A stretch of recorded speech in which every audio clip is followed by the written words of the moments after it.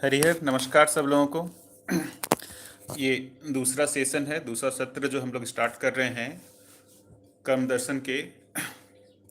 जो परमाणु है, परमाणु की संरचना को हम लोगों ने पहले देखा था कि बाबा जी ने क्या कहा है और साइंस जो है क्या कहना चाह रहा है उसको। अब आगे बढ़ने से पहले जो है हम कुछ प्रश्न ले लेते हैं जो उस दौरान आए हुए थे।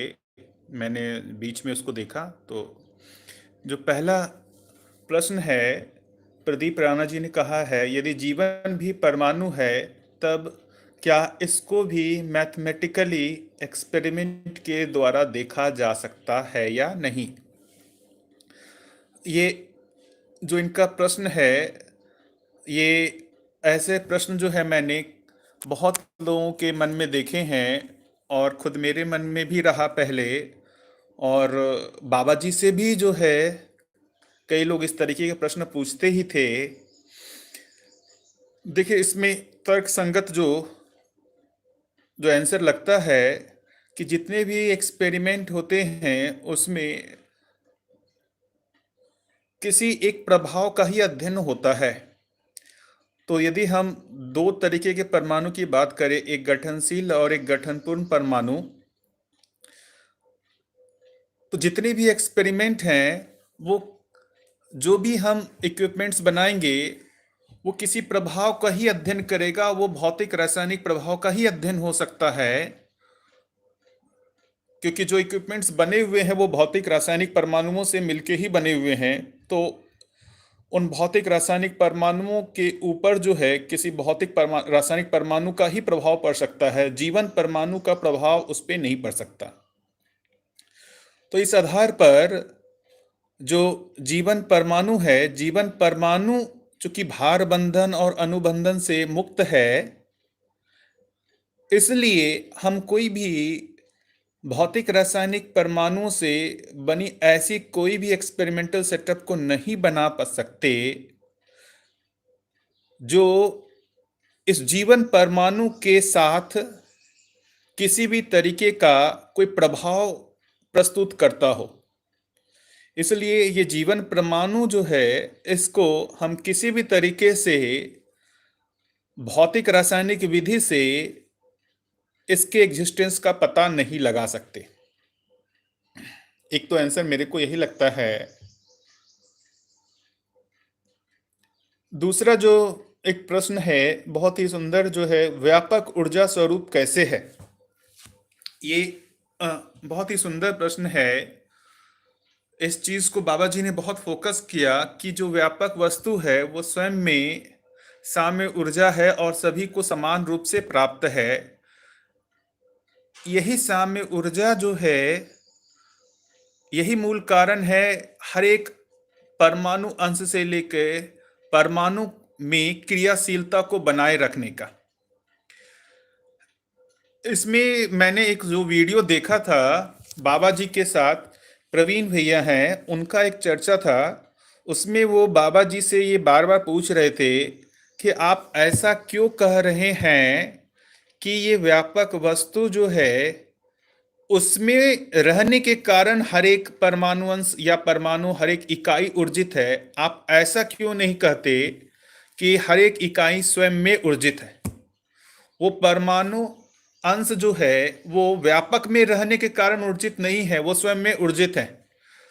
उनका प्रश्न जो है तर्कसंगत तो लगता ही है। बाबा जी ने भी उसमें मेरे ख्याल से यही कहा था कि हमने ऐसा ही अनुभव किया है कि व्यापक ही साम्य ऊर्जा है और यही साम्य ऊर्जा सबको समान रूप से प्राप्त है। इस आधार पे ही जो है हर एक इकाई जो है ऊर्जित है। क्योंकि आप जितनी भी जगह देखेंगे तो दर्शन में बाबा जी ने हर बार लिखा है व्यापक में संपृक्त होने के आधार पे ही हर एक इकाई जो है ऊर्जित है, क्रियाशील है। तो ये तो जो है लैक तो जो है हुआ ही है, जो एक कहे परंपरा में इसकी पहचान नहीं हो पाई। हालांकि परंपरा में बहुत लोगों ने जो इसकी बात करते हैं, ब्रह्म की बात, ये सब की बात पुराने परंपरा में, तो वहाँ भी कहीं ना कहीं इसकी ओर कुछ इंगित करना चाह रहे थे, लेकिन वो क्लियर नहीं था। बाबा जी ने इसको पूरा क्लियर कट जो है ये बताया कि यही मूल्य ऊर्जा है, साम ऊर्जा यही है, और इसी ऊर्जा वश हर एक इकाई ऊर्जित है, क्रियाशील है। साइंस इस ऊर्जा को अभी नहीं पहचान पाया है। साइंस जो है अभी जितनी भी तरीके की ऊर्जा को पहचानता है, वो एक तरीके से परस्परता में ही, एक अंश दूसरे अंश के साथ परस्परता में आते हैं, तो उस दोनों के जो एक संगठन है उसकी ऊर्जा को ही पहचान पहचान पहचान पाया है। वो एक अंश जो है अपने आप में ही जो स्वयं ऊर्जित है, उसके आधार को वो नहीं पहचान पाया है। तो मेरे हिसाब से ये एक महत्वपूर्ण बात है कि ये जो साम्य ऊर्जा है, व्यापक है, इसका जो है अनुभव करना ही होगा। इसका अभी तक तर्क रूप में इतना ही लगता है कि इसको ऐसा ही तर्क रूप में प्रस्तुत किया जा सकता है। बाकी ये जो एक महत्वपूर्ण मुद्दा जो है, ये व्यापक ऊर्जा स्वरूप क्या है, कैसे है, इसका अनुभव होना पड़ेगा। ये आत्मा में इसी का ही तो अनुभव होता है, व्यापकता का अनुभव होता है, जहाँ पर वो उस व्यापक को साम्य ऊर्जा के रूप में अनुभव करता है। तीसरा जो है, are different quantum numbers helpful to understand the three different motions and ions and formation of an atom। देखिए, क्वांटम नंबर जो है ये सब क्वांटम थ्योरी है। एक महत्वपूर्ण बात बताए कि साइंस जो है वो कल्पनाशीलता और प्रयोग के आधार पर, कल्पनाशीलता और प्रयोग के आधार पर ही वो किसी एक निष्कर्ष पे पहुंचता है। उसने आंखों से कुछ देखा नहीं है, या अभी तक उसने कोई क्लियर कट जगह पे पहुंचा नहीं है। कुछ थ्योरी उसने डेवलप किया, जैसे पहले बोर्स का मॉडल आया एटम का, उसमें उसने बात की कि सेंटर में न्यूट्रॉन प्रोटॉन है और चारों तरफ इलेक्ट्रॉन चक्कर काट रहे हैं।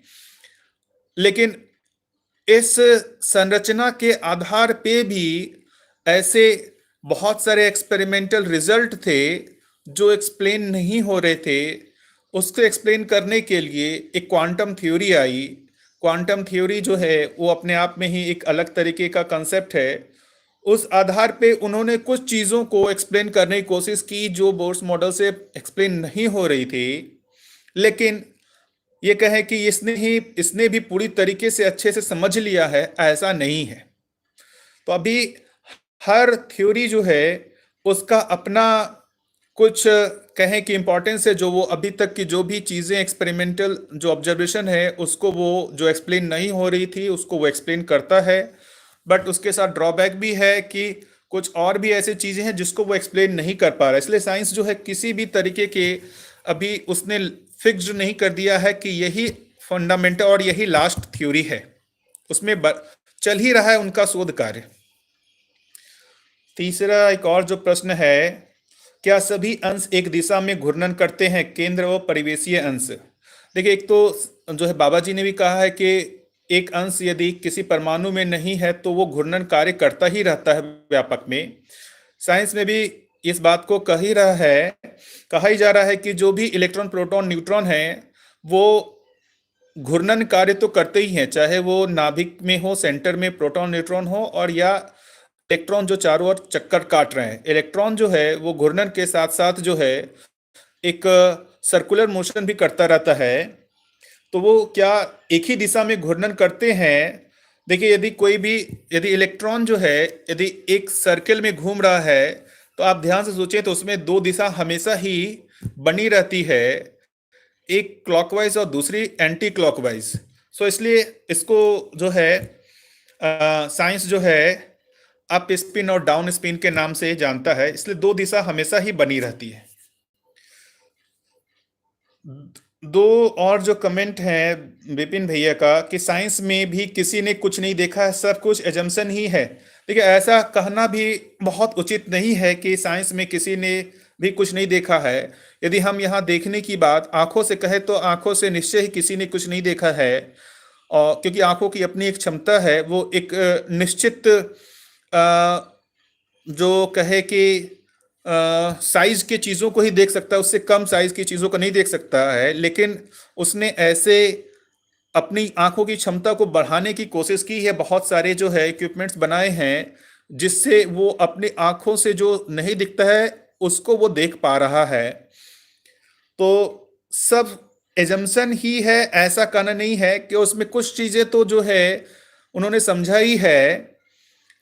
ये कहना जो है बहुत उचित कि कुछ भी समझ में नहीं आया है, क्योंकि कुछ भी समझ में नहीं आता तो आप हम सब लोग जो हैं, जो ये देख रहे हैं पंखा चल रहा है या हम एक दूसरे से बातचीत कर पा रहे हैं, तो ये सब कहीं ना कहीं किसी रूप में कुछ हद तक तो समझा है, चाहे वो गणितीय भाषा ही क्यों ना हो।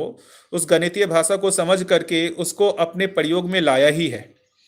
यही चीज रवि प्रकाश सिन्हा जी भी बोल रहे हैं कि modern science is hypothesis only lacking evidence.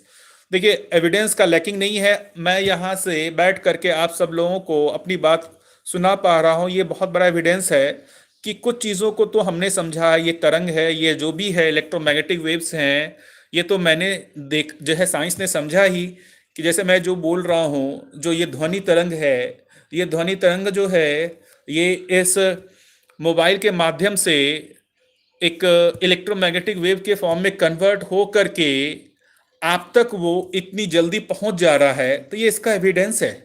इसके साथ साथ आप ये कह सकते हैं, जैसे देखेंगे कि सैटेलाइट जो है उसने लॉन्च किया हुआ ही है, और ये सब जो है किसी न किसी गणितीय भाषा को समझ करके ही किया गया है।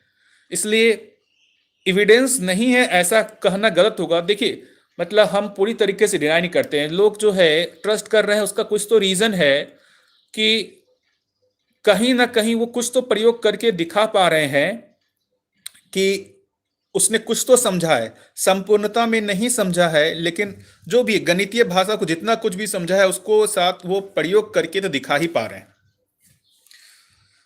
एक और प्रश्न जो है फ्यूजन और फ्यूजन को लेकर के किन्हीं भैया ने पूछा है। तो फ्यूजन और फ्यूजन को जो साइंस जो समझता है, जैसे अनेक प्रजाति के परमाणुओं की होने की बात बाबा जी ने भी की है और साइंस भी कर रहा है। तो ये सारे प्रजाति के जो परमाणु हैं, जितने साइंस ने स्टडी किया है, उसमें स्टेबिलिटी को लेकर के उसने कुछ ऑब्जर्वेशन किया है कि हर एक परमाणु जो है उसकी स्टेबिलिटी समान रूप से नहीं होती है। तो जैसा उसने ऑब्जर्व किया कि सबसे ज़्यादा जो स्टेबल परमाणु है वो आयरन है। उससे जो छोटे परमाणु हैं संख्या के रूप में, परमाणु अंश की संख्या के रूप में, वो उससे कम स्टेबल हैं, और उससे आयरन से जो ज़्यादा नंबर के परमाणु अंश के परमाणु हैं वो भी अनस्टेबल हैं। इस आधार पे साइंस ये कल्पना करता है कि हर चीज़ स्टेबिलिटी की ओर जानी चाहती है। तो जो छोटे परमाणु हैं वो स्टेबिलिटी गेन करने के लिए यदि वो आयरन की तरफ जाना चाहे तो वो क्या करेंगे, ऐसे दो छोटे परमाणु मिल करके उससे बड़े परमाणु बना लेंगे। जैसे हाइड्रोजन और हाइड्रोजन मिलके हीलियम बना लेते हैं। तो इसी क्रिया को उन्होंने फ्यूजन नाम दिया है, और इस क्रिया में बहुत बड़ी मात्रा में ऊर्जा जो है वो निकलती है। इसको जैसे बोलते भी हैं कि जो सूरज में हो रहा है, सूरज में यही घटना घट रही है, फ्यूजन ही हो रहा है। उस फ्यूजन के कारण ही जो है सूरज से इतनी ज्यादा ऊर्जा निकल रही है। फ्यूजन जो है उसके विपरीत जो है, जो भारी परमाणु हैं वो भी जो है उनकी स्टेबिलिटी भी कम होती है। तो वो स्टेबिलिटी गेन करने के लिए छोटे परमाणुओं में टूटते हैं। जैसे यूरेनियम है वो भी टूटता है, और वो इसका कारण वो बताते हैं कि इससे जो है वो जो पूर्व परमाणु है उससे ज़्यादा वो स्टेबल हो पाते हैं। इस प्रोसेस में भी बड़ी मात्रा में ऊर्जा निकलती है। इनफैक्ट देखेंगे कि जो एटम बम है, एटम बम का पूरा कंसेप्ट जो है वो फ्यूजन के आधार पे ही है, और इसको लेकर के काफ़ी विध्वंस हुआ भी है। हालांकि इतना ही है। अब आगे हम लोग बढ़ने से पहले एक बार समराइज कर लेते हैं कि परमाणु संरचना को लेके जो हम लोगों ने बात की है। तो पहले मैं बाबा जी के अनुसार, बाबा जी ने जो सबसे पहले परमाणु संरचना को समझने से पहले वो सहअस्तित्व की बात करते हैं, हर जगह की अस्तित्व सहअस्तित्व के रूप में है। और इस आधार पे हर एक इकाई जो है दूसरे के साथ सहअस्तित्व को पहचान करके ही निर्वाह कर रही है। इस आधार पर बाबा जी ने जो ये कहा कि हर एक परमाणु अंश जो है वो उसमें भी सहअस्तित्व की प्रेरणा है, और इस प्रेरणावश ही वो अंश जो है, एक परमाणु अंश जो है, वो किसी दूसरे परमाणु अंश के साथ मिल करके परमाणु बना लेता है, जो एक निश्चित आचरण व्यक्त करता है। अब यहाँ पर ये बात आती है कि भाई परमाणु अंश का निश्चित आचरण नहीं है, लेकिन परमाणु एक निश्चित आचरण को व्यक्त करते हैं। अब ऐसा नहीं हुआ कि परमाणु अंश मिलके परमाणु बना लिए तो वो वहीं पर चुपचाप बैठे हुए हैं कि परमाणु बन गया, हो गया, तृप्त हो गया। नहीं, ये परमाणु जो है ये इससे बड़ी व्यवस्था में भागीदारी के लिए अपना जो है प्रयत्नशील हैं ही। परमाणु जो है वो अणु बना रहे हैं, और अणु जो है उससे बड़ी रचना बना रही है। इस बड़ी रचना को देखते हुए आगे देखेंगे तो ये धरती जो है इतनी बड़ी रचना के रूप में दिख ही रही है। तो उस अर्थ में जो भी चीजें यहाँ पर हो रही हैं, मतलब देखेंगे तो वो एक एक छोटी व्यवस्था है। वो स्वयं में परमाणु सबसे छोटी व्यवस्था, ऐसा कह सकते हैं कि सबसे छोटी व्यवस्था परमाणु है, लेकिन वो व्यवस्था वो आइसोलेटेड व्यवस्था नहीं है। वो संपूर्णता के अर्थ में उससे बड़ी व्यवस्था के लिए ही भागीदार है। तो इस अर्थ में हर एक इकाई जो है अपने एक में एक व्यवस्था हो है, और वो उससे बड़ी व्यवस्था के लिए भागीदार है।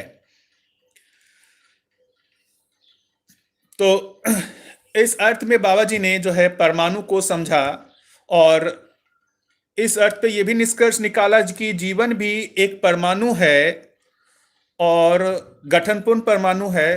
तो जिस अर्थ में हर एक गठनशील परमाणु जो है वो व्यवस्था को पहचान करके व्यवस्था में होने के लिए प्रयत्नशील हैं, तो गठनपूर्ण परमाणु भी उसमें भी ऐसा निकलता है तर्कसंगत कि इसमें भी व्यवस्था को पहचान करके किसी एक व्यवस्था में होने की प्रवृत्ति होगी ही, और वो दिखता भी है। जैसे पूरे मानव जाति को देखें तो वो अभी जितना भी इस धरती पे आना हुआ, उसमें से आप देखिए जो भी उन्होंने प्रयोग किया उससे कोई व्यवस्था प्रमाणित नहीं हो पाई है। इसलिए जो है प्रयोग चल ही रहे, अलग तरीके से प्रयोग पहले हुआ, अभी भी प्रयोग हो रहा है।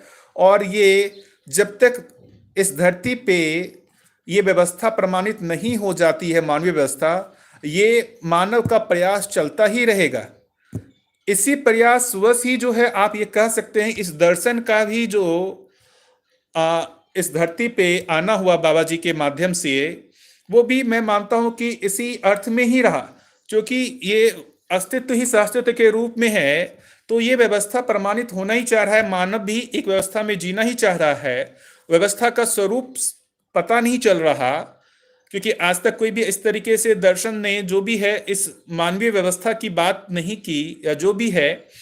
तो बाबा जी ने बहुत सुंदर ढंग से जो है उस गठनशील परमाणु में जो सहअस्तित्व को स्थापित करके उसको जो अध्ययन किया, उसके साथ ही जो है गठनपूर्ण परमाणु में भी उस व्यवस्था की बात कर रहे हैं। लेकिन जो यहाँ पर दिक्कत ये भी कह रहे हैं कि गठनशील परमाणु जो हैं उसमें से पहचानना, निर्वाह करना है। इस आधार पर वो सहअस्तित्व को प्रमाणित करेंगे ही, वो कर ही रहे हैं। कोई भी हाँ जी, थोड़ा सा कनेक्शन लॉस हो गया था। तो मैं जो बात कर रहा था कि गठनशील परमाणु जो है वो व्यवस्था को प्रमाणित कर ही रहे हैं, सहअस्तित्व को प्रमाणित कर ही रहे हैं।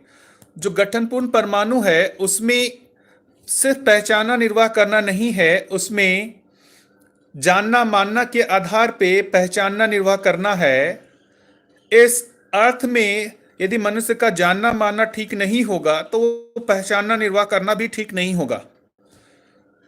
एक बड़ी बात है कि इस सहअस्तित्व की पहचान, ये इस सहअस्तित्व का हम लोगों में अनुभव होना, इसका हमारे में ज्ञान होना आवश्यक है, क्योंकि इस ज्ञान के हुए बिना हमारे में सहअस्तित्व के आधार पर पहचाना, निर्वाह करना नहीं हो पाएगा। जो वर्तमान में दिख भी रहा है कि जो मानवीय व्यवस्था नहीं दिख रही है, जो मनुष्य का निश्चित आचरण नहीं दिख रहा है, उसका मूल कारण है कि इस अस्तित्व की पहचान नहीं हो पाई है। इसी के विपरीत जो ये साइंस को देखें तो साइंस ने जो परमाणु को समझने की कोशिश की, उसके मूल में उसकी कुछ जिज्ञासा रही। वो मूल में किसी व्यवस्था के अर्थ में उसने परमाणु को पहचाना या उसके संरचना को पहचानने की कोशिश की, ऐसा नहीं है। जैसे मूल में यही रहा कि भाई उसकी जिज्ञासा है, वो अति सूक्ष्म इकाई को पहचानने की कोशिश किया और उस तरफ वो कुछ लोगों ने कोशिश किया, उसकी कोशिश को और बाकी लोगों ने बढ़ाया। तो साइंस जो है वो किसी व्यवस्थागत मानसिकता से उस ओर नहीं गया। तो उसने जो है जो भी पहचाना, जितना भी पहचाना, उसमें एक जो बड़ी भूल हो गई, या जो मुझे लगता है कि ये एक जो एक कहें कि एक बहुत बड़ा नियम के रूप में जो काम कर रहा है पूरे अस्तित्व में, सहअस्तित्व ही जो मूल नियम है, इसकी पहचान नहीं हो पाई। तो वो एक जगह पे जो है थोड़ा सा मामला गड़बड़ा गया। बाकी उसने जो है जो भी गणितीय भाषा को पहचाना, उसमें काफी कुछ हद तक सफलता पाया भी है। गणितीय भाषा को जो भी है उसमें क्या संरचना है, किस आधार पे है, उसके नियम किस आधार पे है, इस सब को पहचानने की कोशिश किया ही। लेकिन यही है कि वो पूरा नहीं पड़ा, और जिस आधार पर जो गठनशील परमाणु में एक व्यवस्था को नहीं पहचानने का ही कारण रहा कि उस ओर मनुष्य का ध्यान भी नहीं गया कि वो भी एक प्रकृति का अंश है, तो उसे भी एक व्यवस्था में होना चाहिए।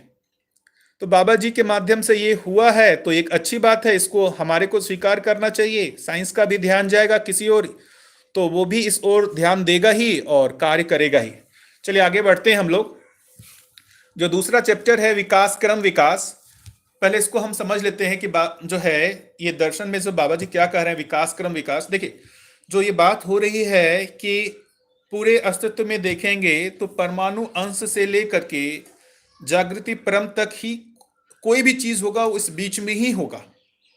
तो परमाणु अंश से लेकर के ये परमाणु बना रहे हैं, परमाणु से परमाणु जो है बहुत अणु बना रहे, अनुरचित पिंड बना रहे हैं। ऐसे बहुत तरीके के जो हैं हमारे पास जो हैं दिख ही रहे हैं, पदार्थ अवस्था प्राण अवस्था दिख रहे हैं। और फिर यही परमाणु जो है संक्रमित हो करके गठनपूर्ण परमाणु होता है, और उस गठनपूर्ण परमाणु में फिर कोई प्रस्थापन विस्थापन नहीं होता, उसके बाद उसमें गुणात्मक परिवर्तन ही होता है। तो जो बाबा जी विकास कह रहे हैं, वो जो विकास की बात कर रहे हैं, वो विकास का मतलब सिर्फ इतना ही है कि परमाणु में जो गठनशील परमाणु है वो गठनपूर्ण परमाणु जो बन जाता है, इसको ही विकास कह रहे हैं। और जो ये विकास क्रम कह रहे हैं, तो ये परमाणु गठनशील परमाणु जो हैं वो कई तरह के गठनशील परमाणु मिल करके जो अणु बना रहे हैं, अणु से कई तरह की रचनाएं हो रही हैं, जैसे पेड़ पौधे मिट्टी पानी हवा, ये अलग तरीके की रचनाएं जो दिख रही हैं, इन रचनाओं को ही ये विकास क्रम कह रहे हैं।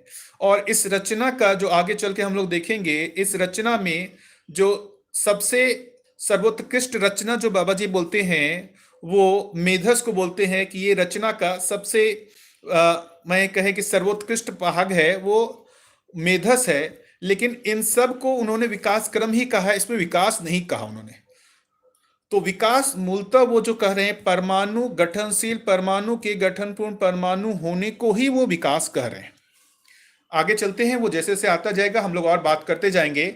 विकास क्रम में अनेक प्रजाति के अणु परमाणु अनुरचित रचनाएं सुस्पष्ट हैं। इसलिए देखिए बाबा जी ने विकास क्रम में कहा है कि ये अलग तरह के जो प्रजाति के परमाणु अणु हैं, अनुरचित रचनाएं हैं, ये सब विकास क्रम में ही है।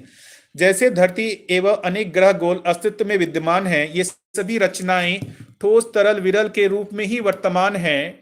इस धरती पर ये तीनों स्थितियां सुस्पष्ट हैं।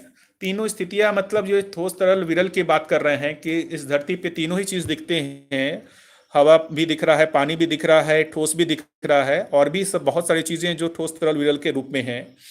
इनमें से तरल वस्तु के रूप में जो पानी है वही सर्वप्रथम यौगिक क्रिया का वैभव है। तो समय सबसे पहला जो वो यौगिक क्रिया बोल रहे हैं वो पानी को ही बोल रहे हैं, क्योंकि इस पानी के साथ ही जो है जितने भी रस रसायन बन रहे हैं इस पानी के योग संयोग से ही बन रहे हैं। तो उन्होंने कहा है कि पानी का धरती के संयोग के आधार पर अम्ल और क्षार होना पाया जाता है। अम्ल और क्षार जो है वो एसिड और बेस की बात कर रहे हैं कि इस धरती के साथ जो पानी का संयोग होता है तो वो अलग अलग तरीके के संयोग के होने के आधार पर अम्ल और क्षार जो है वो बनता है।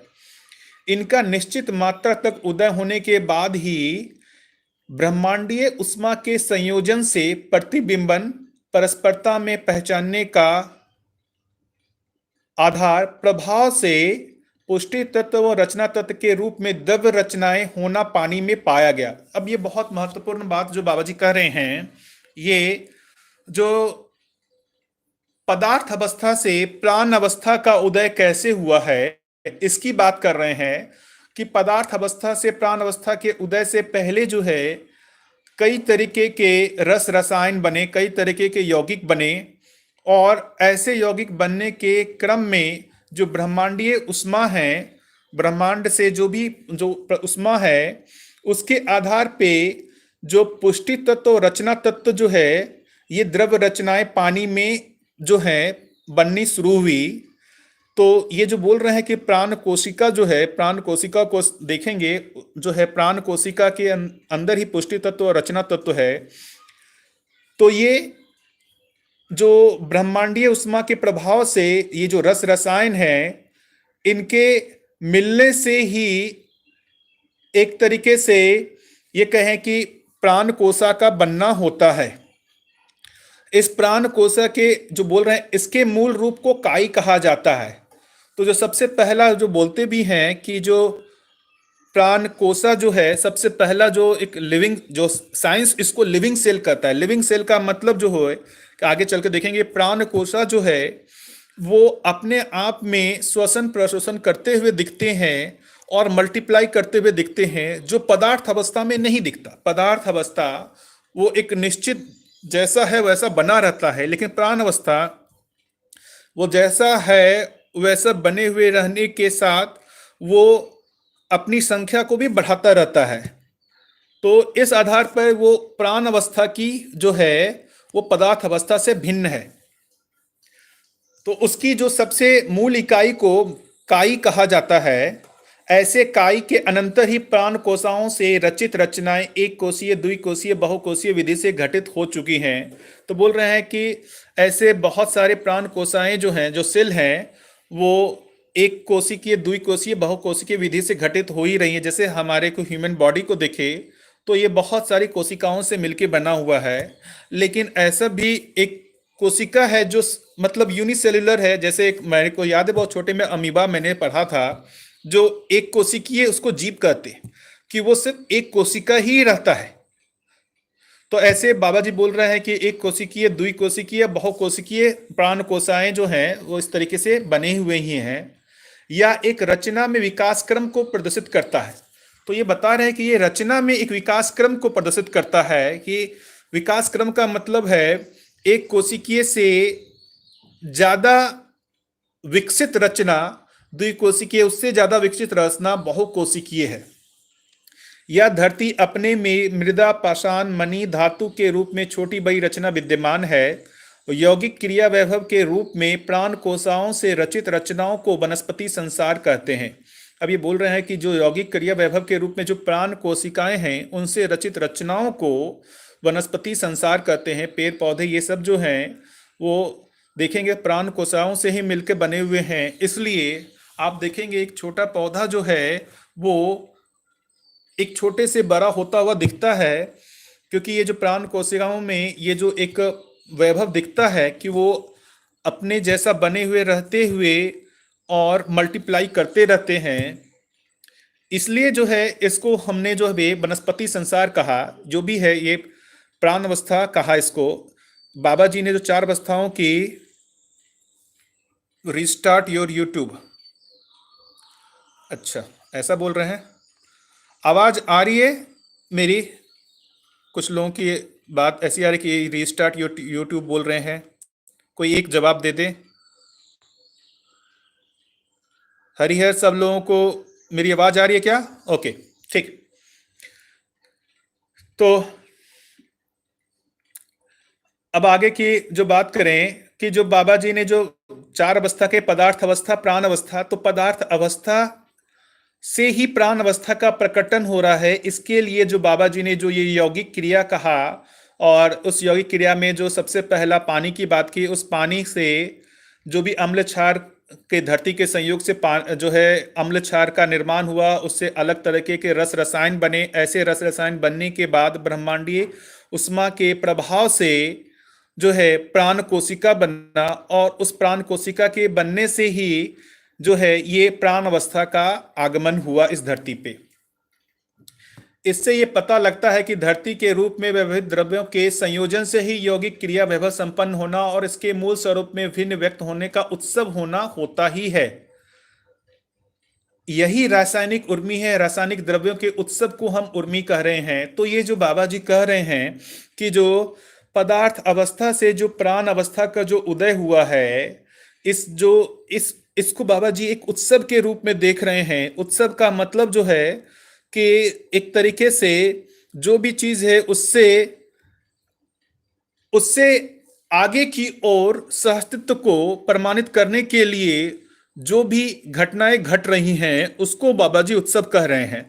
तो जो पदार्थ अवस्था से ही जो है अनेक रस रसायन बन करके उससे जो प्राण अवस्था का जो उदय हो रहा है उसको ही रासायनिक उर्मी कह रहे हैं बाबा जी।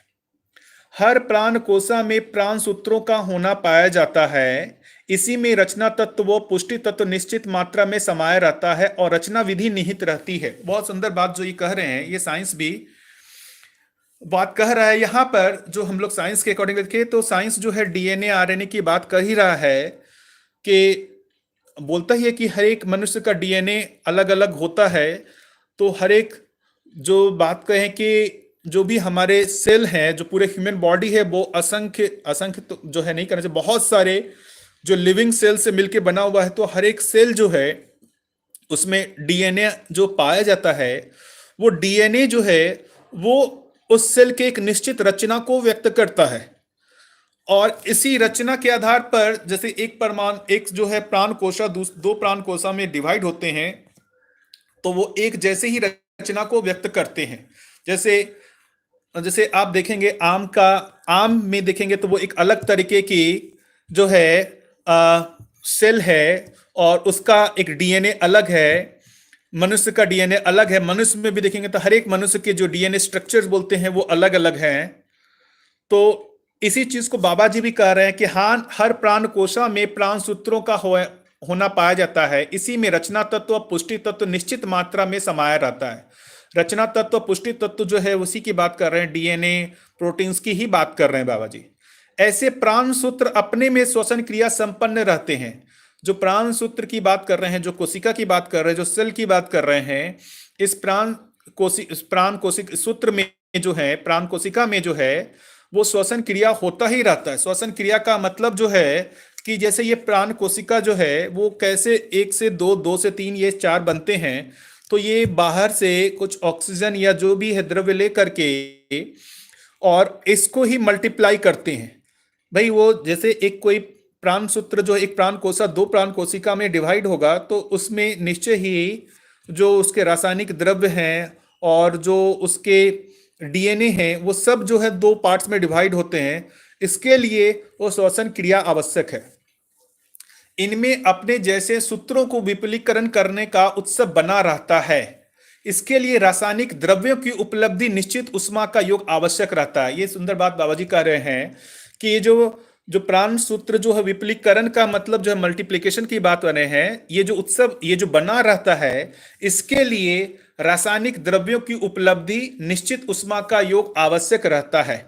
जैसे अभी भी बात करते हैं कि जैसे किसी भी हम बीज को डालते हैं तो बीज के जो है जमीन में डालते हैं तो उसको कुछ पानी देना पड़ता है, कुछ खाद बीज देना पड़ता है, और उसके साथ साथ जो है सूरज की उष्मा से ही उसमें जो है सेल डिवीजन होना स्टार्ट होता है। प्राण कोशिकाएं जो है मल्टीप्लाई होनी स्टार्ट होती हैं और इसी से ही वो जो है ग्रो करता है। यदि ये सारे जो रासायनिक द्रव्य ये जो विपुलीकरण वाला काम है, ये मल्टीप्लिकेशन का काम नहीं होता। ऐसी प्राण कोशिकाएं जीवों के, मानव के शरीर के हड्डी के पोल में भरे रसों में निर्मित होना पाया जाता है। अब जो बोल रहे हैं कि जो प्राण कोशिकाएं जो हैं ये कहाँ निर्मित होती हैं, तो ये बोल रहे हैं कि जो जीव हैं, मनुष्य शरीर है, इनके जो हड्डी के पोल में भरे रसों में जो है ये प्राण कोशिकाएं निर्मित होती रहती हैं, और शरीर की आवश्यकता के अनुसार जहां जहां शरीर में यह आवश्यक होता है वहां वहां ये डिस्ट्रीब्यूट होता रहता है। इसी के साथ प्राण सूत्रों के संयोजनवश अनेक सूत्र और कोसा निर्मित होते हैं। अब बोले प्राण सूत्रों के संयोजनवश अनेक सूत्र और कोशा निर्मित होते हैं, तो ये जैसे देखेंगे तो अभी अपन भी बात करते ही है, सेल है, टिश्यूज हैं, तो कई सेल्स मिल करके टिश्यूज का निर्माण करते हैं, और ये टिश्यू जो है वो एक निश्चित जो है कोई एक कार्य कर रहे होते हैं। जैसे हमारे शरीर में देखें तो बहुत तरीके के अंग अवयव हैं, हृदय है, लीवर है और किडनी है, इस तरीके के जो भी हैं, तो ये सब जो है ये इसके मूल रूप में देखेंगे तो कोशिका ही है, सेल है। ये सेल जो है खास तरीके के जो है इसको हम लोग जो है टिश्यूज बना करके ही जो है एक खास तरीके के कार्य कर रहे होते हैं। फलस्वरूप ऐसी कोशिकाएं रासायनिक द्रव्यों के साथ रक्त के रूप में अपने अस्तित्व को सुरक्षित रखते हुए शरीर की रचना में कार्य करता हुआ देखने को मिलता है। तो ये कोशिकाएं जो है रसायन द्रव्यों के साथ रक्त के रूप में अपनी अस्तित्व को सुरक्षित रखते हुए शरीर की रचना में कार्य करता हुआ देखने को मिलता है। वनस्पति संसार में रस संचार तंत्रणा में पत्ती और जड़ की क्रियाकलाप में रस संचय होता है, फलस्वरूप प्राण कोशिकाएं बनती रहती हैं।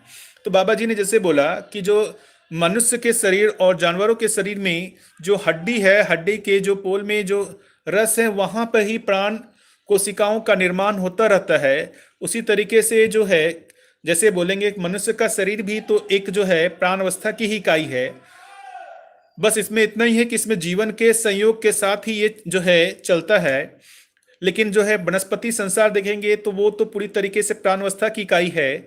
उसमें प्राण कोशा जो है उसका निर्माण बाबा जी बोल रहे हैं पत्ती और जड़ में उसका निर्माण होता रहता है। इस प्रकार रचनाओं में विकास प्रवृत्ति प्राण कोशिकाओं में समाहित रहना सुस्पष्ट है। इसका प्रमाण रचनाओं में विविधता ही है। वर्तमान में पाई जाने वाली विभिन्न रचनाएं रचना में विकास क्रम की गवाही है। इस क्रम में मानव शरीर रचना तक का वैभव इस धरती पे स्पष्ट हो चुका है। तो ये बोल रहे हैं कई तरीके की रचनाएं इस धरती पे दिख ही रही हैं। इतने तरीके के पेड़ पौधे दिखते हैं, इतने तरीके के जानवर दिखते हैं, इतने तरीके कीट पतंग दिखते हैं, और उसी में ही मानव भी दिखता है। तो बोल रहे हैं कि इन रचनाओं में जो है एक जो है विकास क्रम दिख रहा है कि जो है पदार्थ अवस्था से प्राण अवस्था, उस प्राण अवस्था से फिर जीव अवस्था से ज्ञान अवस्था में जो ये मनुष्य शरीर आया है, ये एक विकास क्रम के तहत ही आया है, जो कि इस धरती पे अभी तक स्पष्ट हो चुका है।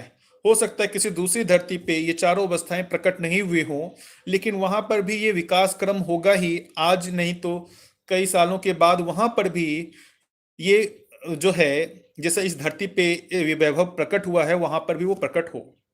प्राण कोशिकाओं से रचनाएं छोटे बड़े पौधे, वृक्ष, लता, गुल्म के रूप में होते हुए आगे छोटे बड़े जीवों के शरीर रूप में अपने को स्पष्ट करती है। तो प्राण कोशिकाएं से ही बता रहे हैं कि पौधे बने हुए हैं, छोटे छोटे जीव शरीर बने हुए हैं, कई तरीके की रचनाएं जो हैं उसके मूल में प्राण कोशिका ही है। वनस्पति संसार की रचनाओं में कार्यरत प्राण कोशिकाएं विकसित होकर रचना विधि में परिवर्तन को व्यक्त करती है। जो जीव सही संसार की रचनाएं वह भी मानव शरीर तक की रचना का आधार बनती है, यह सुस्पष्ट हो चुकी है।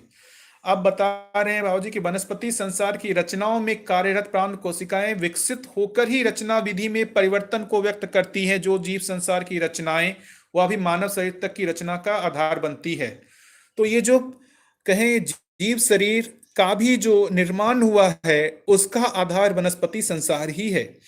पदार्थ अवस्था से प्राण अवस्था का उदय हुआ, ये हमने अभी तक देखा। अब आगे बात बोल रहे हैं कि ये प्राण अवस्था में भी जो वनस्पति संसार हैं उनमें भी जो अलग अलग तरीके के प्राण कोशिकाएं हैं, ऐसी प्राण कोशिकाओं में भी शोध कार्य चलता ही रहता है। और यही प्राण कोशिकाएं जो हैं वे विकसित हो करके जीव शरीर का ही निर्माण करती हैं। आगे उसका बाबा जी बोल ही रहे हैं कि ये कैसे कनेक्ट होता है। प्रकृति में चार अवस्थाएं द्रष्टव्य है, पदार्थ अवस्था, मृदा, पाषाण आदि के रूप में। तो पहला अवस्था, चार अवस्थाओं की बात बाबा जी कर चुके हैं, वो तो सब लोगों को, हम लोग को पता है कि पहली अवस्था पदार्थ अवस्था जो मिट्टी पानी हवा के रूप में है। प्राण अवस्था पेड़ पौधे वनस्पति संसार के रूप में है। जीव अवस्था और ज्ञान अवस्था शरीर और जीवन के संयुक्त रूप में द्रष्टव्य है। अब जो जीव अवस्था और ज्ञान अवस्था की बात कर रहे हैं तो वो शरीर और जीवन के संयुक्त रूप में है। ये हम सब लोग जानते ही हैं, इसमें मुझे लगता नहीं है कि मुझे और बहुत ज़्यादा बोलने की जरूरत है। आगे जैसी आवश्यकता पड़ेगी बताएंगे। प्राण अवस्था और जीव अवस्था के शरीर के रचना क्रम में स्वेदश संसार होना भी पाया जाता है। अब जो है प्राण अवस्था और जीव अवस्था के जो शरीर को देखेंगे के प्राण अवस्था व जीव अवस्था के शरीर के रचना क्रम में स्वेदश संसार होना पाया जाता है। प्राण अवस्था से जो जीव अवस्था में जो ट्रांजिशन हो रहा है या जो फॉर्मेशन हो रहा है, उस बीच में बाबा जी बोल रहे हैं स्वेदश संसार का होना पाया जाता है। जो वनस्पति संसार से जो जीव संसार, जो जीव शरीर का निर्माण हो रहा है, उसके क्रम में स्वेदश संसार की बात कर रहे हैं। स्वेदज का मतलब होता है जो पसीने से उत्पन्न लेता है, ऐसा हम लोग हिंदी भाषा में बोलते हैं। वो बाबा जी जो बोल रहे हैं, यह ऐसे देखने को मिलता है कि वनस्पति संसार का अवशेष, सूखा पत्ता आदि जब एकत्रित होते हैं, पानी और उष्मा पाकर अनेक भुनगी कीड़े अपने आप पैदा हो जाते हैं। ये हम लोग सब लोग देखते ही हैं कि कई जगह पे जो है पत्ता हो या कुछ रखा हुआ हो, वहाँ पर पानी हो और कुछ उष्मा का यदि वहाँ पर वो हो प्रभाव, उस आधार पर वहाँ पर कीड़े मकोड़े जो है जन्म ले लेते हैं। तो इसी को ही बाबा जी जो है वो बोल रहे हैं कि यही स्वेदज है। जो स्वेदज संसार जो बोल रहे हैं वो इसी को ही बोल रहे हैं। जो किसी भी, जैसे मिट्टी पानी हवा, कहीं पर भी जैसे देखेंगे, जैसे कहीं पे कुछ कपड़ा ही रखा हो या पत्ता रखा हो, वहाँ कुछ नमी हो, कुछ सूरज का प्रभाव, उससे वहाँ पर कीड़े मकोड़े जो बनते हैं, इसको बाबा जी जो है वो स्वेदज संसार बोल रहे हैं। यही स्वेदज संसार जो है आगे जो है अंडज संसार के लिए कनेक्टिंग का काम करता है। तो वो आगे जो बाबा जी बोले, यही आगे अंडज संसार के रूप में प्रदर्शित होते हैं। तो पदार्थ अवस्था से अभी तक बात करें तो प्राण अवस्था, पदार्थ अवस्था से ही प्राण अवस्था का उदय हुआ। प्राण अवस्था से जो जीव अवस्था है उसके बीच में एक स्वेदज संसार आया। स्वेदज संसार से ही बता रहे हैं कि और आगे अंडज संसार की उत्पत्ति हुई। इस विधि से ये गुणवत्ता को स्थापित करता हुआ देखने को मिलता है। यह स्वेदज संसार जलचर भूचर नवचर के रूप में देखने को मिलता है। तो स्वेदज संसार जो है जलचर भूचर नवचर के रूप में, जलचर भूचर और नवचर का मतलब जो जल में चलने वाले हैं, भूचर का मतलब जो जमीन पे चलने वाले, नवचर का मतलब जो आकाश में चलने वाले। तो ऐसे हम देखते हैं कीट पतंग हैं जो, या कीड़े मकोड़े हैं जो जमीन पे चलने वाले, ये सब जो स्वेदज संसार इस तीनों ही जगह पे दिखते हैं। अंडज संसार बलवती होते हुए आकाश में उड़ता हुआ पक्षियों के रूप में बड़े बड़े जलचरों और भूचरों के रूप में देखने को मिलता है। तो ये जो स्वेदज संसार से जो अंडज संसार का मतलब जो अंडे से जन्म लेता हो, जैसे मुर्गी हुआ और बहुत तरीके के आप जो है पक्षियों को देखें, तो वो जो है उसको अंडज संसार कह रहे हैं। क्योंकि वहाँ पर जो एक शरीर से दूसरे शरीर का जो निर्माण होता है, उसमें वो एक बीच में अंडे होता है, वो जो भी जीव है एक अंडा देता है, उस अंडे से वो दूसरा शरीर का निर्माण होता है। तो ऐसे अंडज संसार जो है वो देख ही रहे हैं कि वो अलग अलग जलचर और भूचर के रूप में देखने को मिलता है। ऐसे अंडज संसार पिंड संसार को जोड़ते हैं। तो अब जो पिंड संसार हुआ, जैसे पिंड संसार में जो पिंड से पैदा, से बकरी हो गया, गाय हो गया, ये कोई अंडा देके इसमें बच्चे पैदा नहीं होते, डायरेक्ट एक शरीर से ही दूसरे शरीर का जो है निर्माण होता है। तो वो जो पिंडज संसार है वो अंडज संसार से ही जो है कनेक्ट करके बाबा जी ने बताया है कि ऐसे अंडज संसार पिंडज संसार को जोड़ता है। पिंडज संसार अपने में अंडज संसार से विकसित रचना है। अंडज पिंडज संसार के उपरांत रासायनिक द्रव्यों का विश्लेषण संश्लेषण सप्त धातुओं के रूप में होता हुआ मानव शरीर रचना तक सुस्पष्ट हुई है। अब जो है इसको मैं फिर से अच्छे से समराइज कर दूं कि जो ये पदार्थ अवस्था से प्राण अवस्था, प्राण अवस्था से जो अभी जीव अवस्था की बात आई है, तो अभी हम लोग जो जीव अवस्था की बात करें और ज्ञान अवस्था, तो वो दोनों ही जगह जो शरीर रचना है उसका मूल आधार प्राण अवस्था ही है। प्राण अवस्था से जीव अवस्था के कनेक्टिंग के लिए जो बीच में एक जो संसार बताया वो अंडज संसार जो है, सॉरी, स्वदेश संसार बताया, वो स्वेदज के से वो अंडज संसार की उत्पत्ति हुई, अंडज से पिंडज संसार की उत्पत्ति हुई, और इस पिंडज जो भी है इस जीव संसार की, या पिंडज जो भी है उसी क्रम में मनुष्य का भी है, मनुष्य शरीर का भी निर्माण हुआ है, जहां पर सप्त धातुओं की बात कर रहे हैं। सप्त धातुओं से रचित जो है मानव शरीर की रचना सुस्पष्ट हुई है। सप्त धातु जो है, ये जो बाबा जी कह रहे हैं कि जो मेधस है वो मेधस सप्त धातुओं से मिलके बना हुआ है, और सप्त धातुओं में रस, मांस, मज्जा, रक्त, स्नायु, हड्डी, वसा, इसको सप्त धातुओं में बाबा जी ने रखा है। और इसी को आगे में कहेंगे कि ये जो अपने से श्रेष्ठ रचना की ओर अग्रसर है, ताकि ये जो है जीवन अपने आप को प्रमाणित कर पाए, इसके लिए जो है समृद्ध मेधस का होना आवश्यक है।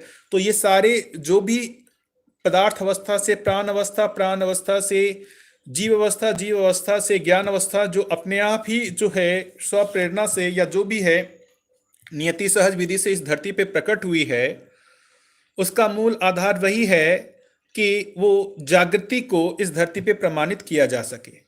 इन सारे रचनाओं का क्रम और मानव शरीर के अध्ययन से यही पता लगता है कि मानव शरीर में मेधस रचना की समृद्धि पूर्णतया सुस्पष्ट हुई है। तो मेधस की रचना जो है वो जानवरों में भी मेधस है, लेकिन उसको समृद्ध मेधस नहीं कर रहे हैं, क्योंकि जीवन अपने आप को पूरी तरीके से उस मेधस के माध्यम से व्यक्त नहीं कर पा रहा है। तो मनुष्य का जो शरीर है, मनुष्य शरीर में जो मेधस है वो पूरी तरीके से समृद्ध है, जहां पर वो अपनी इच्छा विचार आशा को पूरी तरीके से व्यक्त कर पाता है। इसका प्रमाण यही है कि मानव में कल्पनाशीलता, कर्म क्षमता और उसकी तृप्ति के रूप में जानने, मानने, पहचानने, निर्वाह करने को मेधस के माध्यम से व्यक्त करने योग्य इकाई है।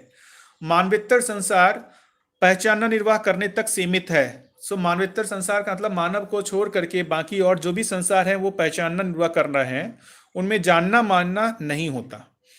पहचाना निर्वाह करने का आधार भी बल संपन्नता ही है। तो ये हम लोग पहले बात कर ही चुके हैं कि पहचाना निर्वाह करने का आधार जो है वो ऊर्जा संपन्नता, व्यापक सत्ता में संपृक्तता ही है। उसी संपृक्तता को ही जो है बाबा जी जो है बल, ऊर्जा संपन्नता और बल संपन्नता कह रहे हैं। यही ऊर्जा संपन्नता, बल संपन्नता जीवंत स्वस्थ मानव में जानने, मानने, पहचान निर्वाह करने के रूप में प्रमाणित हो चुकी है। अब ये जो बाबा जी कह रहे हैं कि ये जो व्यापक जो है, जो साम्य ऊर्जा है, ये साम्य ऊर्जा जीवन में भी पारगामी है। इस जीवन में पारगामी होने के आधार पर जीवन में भी जो है ये जानने, मानने, पहचानने, निर्वाह करने के रूप में व्यक्त हो रहा है। जो वहां जो बल संपन्नता, ऊर्जा संपन्नता है भौतिक रासायनिक परमाणुओं में, वो सिर्फ पहचानना, निर्वाह करने के रूप में व्यक्त होता है। लेकिन ये जो ऊर्जा संपन्नता, बल संपन्नता है, ये जो जीवन है उस गठनपूर्ण परमाणु में जानने, मानने, पहचानने के रूप में व्यक्त होता है। यह मेधस तंत्र समृद्ध होने की गवाही भी है। उक्त विधि से रचनाओं में विकास होने की रूपरेखा विदित होती है। इसके पहले यह भी स्पष्ट किया जा चुका है कि परमाणु में ही विकास होता है। एक से विकसित परमाणु गठनपूर्ण होते हैं। यही चैतन्य इकाई है, यही जीवन है। जीवन ही शरीर को जीवंत बनाए रखते हुए समझदारी को प्रमाणित करता है। तो जो बाबा जी ये कह रहे हैं कि भाई फाइनली जो है ये सब जो है, ये सब जितने भी रचनाएं हुई हैं इस धरती पे, वो सब विकास क्रम में ही है, विकास नहीं है। विकास तो जो गठनशील परमाणु जो है, गठनपूर्ण परमाणु में जो संक्रमित होता है वही मूल विकास है। और उसमें अभी तक जो बाबा जी ने बहुत ही सुंदर ढंग से ये कहा कि ये धरती पे ये जो सारा शोध कार्य हो ही रहा है, ऐसा नहीं है कि सिर्फ ऐसा लगता है कि जैसे मनुष्य ही शोध कार्य कर रहा हो। हर एक पदार्थ अवस्था भी जो है वो जो है प्राण अवस्था के प्रकटन के लिए शोध कार्यरत है ही। प्राण अवस्था भी जो है वो जीव अवस्था के प्रकटन के लिए शोध कार्य उसमें है ही, क्योंकि उसी में ही बाबा जी ने जो बार बार कहा है कि जो प्राण अवस्था है उसके जो प्राण जो रचना सूत्र है, उस रचना सूत्र में ही जो है अपने आप ही शोध कार्य हो रहा है कि वो और उससे विकसित रचना को प्रकट करे, उसी के ही माध्यम से जो है उससे विकसित रचना जो है, प्राण अवस्था से विकसित रचना जो है स्वेदज संसार हुआ। स्वेदज संसार से भी विकसित रचना अंडज संसार हुआ। अंडज संसार से भी विकसित रचना पिंडज संसार हुआ। इस पिंडज संसार में भी देखेंगे तो उसमें सबसे ज्यादा विकसित जो है वो मनुष्य शरीर ही दिखता है, क्योंकि मनुष्य शरीर जो है उसमें समृद्ध मेधस तंत्र होता है, जिसके माध्यम से जीवन अपने आप को पूरी तरीके से व्यक्त करने योग्य हो जाता है। देखेंगे जो है जानवरों में भी जीवन कार्यरत है, जीवन के जो है संयोग रहता ही है, चाहे आप जितने भी गाय, भैंस, घोड़ा ये सब देखेंगे तो ये सब में जीवन और शरीर दोनों है। लेकिन वहां पर ये जो जीव जानवरों का जो मेधस है वो पूरी तरीके से समृद्ध नहीं होता।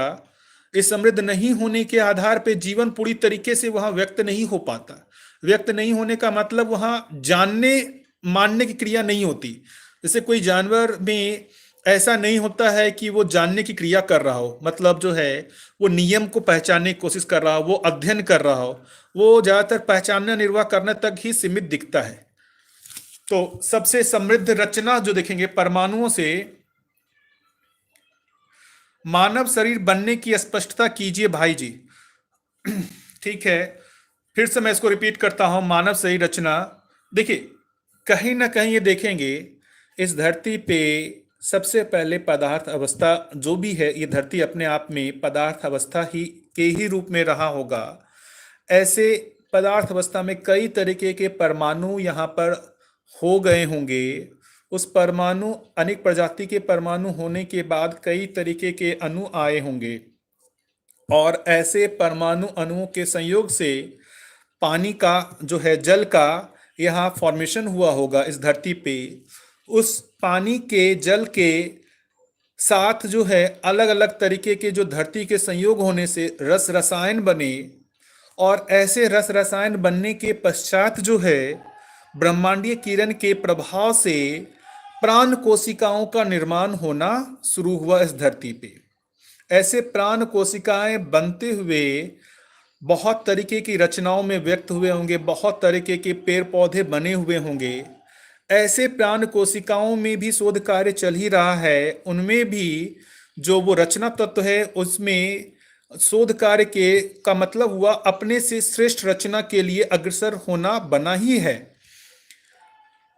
अब वहां पर जो श्रेष्ठ रचना हो रहा है, इसी जो आधार पर जो प्राण कोशिकाएं हैं, जो प्राण अवस्था की इकाई है, वो प्राण अवस्था से ही अंडज संसार सॉरी का स्वेदज संसार का निर्माण हुआ, जहां पर जो कीट पतंग इस तरीके के जो भी चीज हम कह रहे हैं वो प्राण अवस्था से ही उसका जो है निर्माण हो रहा है, उससे विकसित रचना के रूप में। फिर यही जो स्वेदज संसार है ये अपने आप में जो है शोध कार्य करते हुए इससे विकसित रचना के रूप में अंडज संसार में परिवर्तित हुआ। और ऐसे ही अंडज संसार से कभी ऐसा हुआ होगा, ऐसे अंडज संसार से ही कभी पिंडज संसार का जो है उद्भव हुआ होगा, और ऐसे पिंडज संसार में कई तरीके के जीव जानवरों से इस पिंडज संसार से ही मनुष्य मानव शरीर का भी निर्माण हुआ होगा। देखिए साइंस भी कहता ही है कि जो मनुष्य शरीर का जो भी कहें कि उसके पूर्वज जो है बंदर हैं या इस तरीके के बोलते ही हैं, क्योंकि आप देखेंगे तो उनकी रचना में कहीं ना कहीं कुछ रूप में मनुष्य शरीर की रचना की एक समानता दिखती है। तो वो हालांकि वो रचना जो है वो रचना पूर्णतया जो है समृद्ध नहीं हुई, इस आधार पर उससे श्रेष्ठ रचना, उससे श्रेष्ठ रचना, उससे श्रेष्ठ रचना करते हुए यहां तक मनुष्य शरीर की रचना हुई है। तो ये कोई एक दिन में नहीं, कई हजारों साल में जो है ये शोध कार्य प्रकृति में होते हुए जो मनुष्य शरीर की रचना हुई है। और उस रचना का मूल जो देखेंगे उसमें जो है श्रेष्ठ, ये इसलिए कह रहे हैं क्योंकि इसमें जो है समृद्ध मेधस है, और ये समृद्ध मेधस होने के कारण ही जो है जीवन अपने आप को पूरी तरीके से व्यक्त कर पाता है। समृद्ध मेधस जो जीवन में जो भी है, देखिए जीवन जो है अपने आप को व्यक्त शरीर के माध्यम से ही करता है, चाहे हमारा शरीर हो या फिर जानवरों का शरीर हो, वो जो है शरीर के माध्यम से ही जो है वो करता है, व्यक्त होता है। और शरीर में भी देखेंगे तो शरीर में जो मेधस है उस मेधस के माध्यम से ही वो व्यक्त होता है। तो ऐसा सोच सकते हैं कि जो शरीर है वो पूरा शरीर जो है क्रियावाही और ज्ञानवाही तंत्र से मिलकर बना हुआ है। और ये क्रियावाही ज्ञानवाही तंत्र जो है वो उसका फाइनल जो है वो नियंत्रण मेधस से ही होता है। तो जीवन मेधस के माध्यम से पूरे शरीर पे नियंत्रण रखता है, या फिर पूरे जीवन मेधस के माध्यम से ही पूरे शरीर के माध्यम से व्यक्त होता है। संदीप भाई साहब हैं, बिना भुने हुए बीज में जो अभी मिट्टी या नमी के संपर्क में नहीं है, क्या श्वसन प्रश्वसन हो रहा होता है? देखिए, ये जो बात पूछ रहे हैं सुंदर बात है कि जो बीज है, जैसे एक चने को लें जिसको भी हमने मिट्टी में नहीं डाला है, तो ये यदि उस बीज को हम मिट्टी में डाल दें और उसमें खाद पानी हवा नमी दे, तो वो जो है उसमें अंकुरन दिखाई पड़ता है और वो जो है वो वो ग्रोथ करना उसमें शुरू होता है, वो चने के बीज से पौधा बन जाता है। लेकिन जो ऐसे चना रखा हुआ है, चने का जो बीज रखा हुआ है, क्या उसमें श्वसन प्रश्वसन हो रहा होता है या नहीं है? देखिए, मैं जितना समझा हूं, मैं इस पे श्योर नहीं कह सकता कि श्वसन प्रश्वसन जो है यदि वो होगा तो उसके साथ साथ जो है उसमें मल्टीप्लिकेशन भी होगा, क्योंकि श्वसन प्रश्वसन जो है वो अपने विपुलीकरण के अर्थ में ही है।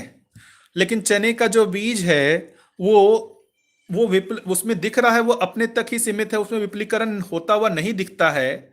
तो उसमें कहना जो है श्वसन प्रश्वसन हो रहा या नहीं हो रहा है, ये मैं अभी इसको क्लियर नहीं कह सकता। मैं इसके बारे में जैसे बाबा जी ने या क्या कहा है, मैं और लोगों से पूछ करके आपको कल बताऊंगा। ठीक है। हाँ हाँ, विपिन बिहारी जी पूछ रहे हैं आपको क्या लगता है पहले अंडा या मुर्गी?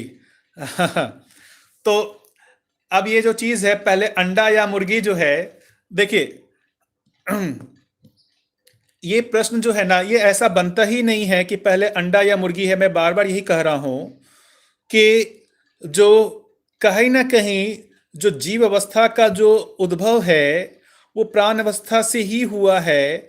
ऐसा नहीं है कि जो अभी मुर्गी और ये अंडा दिख रही है ये ऐसा ही पहले भी रहा होगा। मुर्गी अपने स्वरूप में ऐसी नहीं रही होगी, ना ही अंडा इस स्वरूप में रहा होगा। वो एक विकास क्रम में होता हुआ मुर्गी की रचना अभी इस रचना के रूप में दिख रही है। जैसे मनुष्य शरीर की जो रचना है वो जैसी रचना अभी दिख रही है, ऐसी ही रचना जो है एकाएक धरती पे प्रकट हुई होगी, ऐसा नहीं है। मनुष्य की रचना से पहले जो है कई तरीके की और रचनाएं हुई होंगी, जिसमें अश्रेष्ठ अश्रेष्ठ अश्रेष्ठ रचना की ओर होते हुए अग्रसर होते हुए ये रचना अभी तक आई है। तो इसलिए जो है सीधा ये कह पाना कि मनुष्य शरीर जो है सीधा ये जो समृद्ध इतना समृद्ध मनुष्य जो समृद्ध रचना दिख रही है वो एक ही बार में प्रकट हुआ होगा, ऐसा नहीं है। वो एक विकास क्रम में ही जो है ऐसी रचना प्रकट हुई है।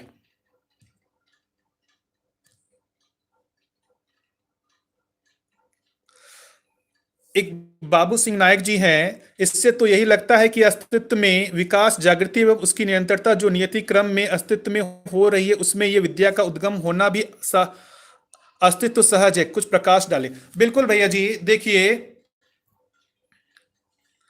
बिल्कुल भैया जी, इसमें जो है कि ये जो धरती पे जो प्रकटन हुआ है, मतलब जो इस दर्शन का प्रकटन हुआ है वो इसी अर्थ में ही हुआ है, क्योंकि यहाँ पर जागृति ये जो मानवीय व्यवस्था जो है वो अस्तित्व सहज विधि से जो है वो एक निश्चित दिशा की ओर है ही अग्रसर। इस आधार पे मनुष्य ने जो है कई प्रयास किए, हालांकि वो प्रयास में जो है जो भी है वो एक निश्चित जगह तक ही पहुंच पाए। उसी क्रम में हम इसको भी देख सकते हैं, जैसा हम लोग रचना में एक विकास क्रम को देखते हैं उसी अर्थ में इस दर्शन को भी उस क्रम में ही देख सकते हैं। इससे पूर्व जो है और जो भी दर्शन हुए उसी के ही क्रम में ये दर्शन को भी देख सकते हैं। ये दर्शन भी पुराने के क्रम से ही है, यदि पुराना नहीं होता तो शायद ये दर्शन का भी आना डिफिकल्ट था। इसलिए जो है पुराने को हम पूरी तरीके से डिनाई नहीं कर सकते। तो उस पुराने के क्रम में ही ये जो है उससे श्रेष्ठ दर्शन है, ऐसा हम कह सकते हैं। राकेश गुप्ता जी भैया का जो जवाब आ गया है, जो वो भैया जी ने पूछा था श्वसन प्रश्वसन के बारे में। श्वसन प्रश्वसन बीज में नमी व हवा के संयोग में आने पर ही होता है, उससे पहले वो पदार्थ अवस्था जैसा ही रहता है। तो भैया जी, संदीप भैया जी का जो प्रश्न था, तो ये जो बता रहे हैं भैया जी ने कि जो बीज है उसमें कोई श्वसन प्रश्वसन नहीं होता है, वो जो है वो बीज जो है उसमें नमी और हवा के संयोग के होने पर ही वो श्वसन प्रश्वसन होता है। तो जो बिना भुने भुने हुए बीज जो हैं उनमें कोई श्वसन प्रश्वसन नहीं होता। हर अगली स्थिति में पहले की स्थिति में उसका भ्रूण स्वरूप रहता है।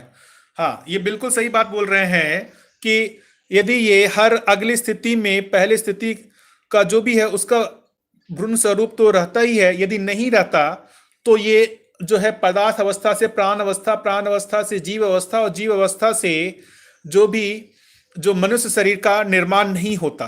तो कहीं ना कहीं जो मनुष्य शरीर का जो भ्रूण है वो जीव जानवरों के शरीर में था ही। जीव जानवरों के शरीर की जो भी है वो रचना और जो भी है उसका जो है कहीं ना कहीं जो भ्रूण है वो प्राण अवस्था में था ही।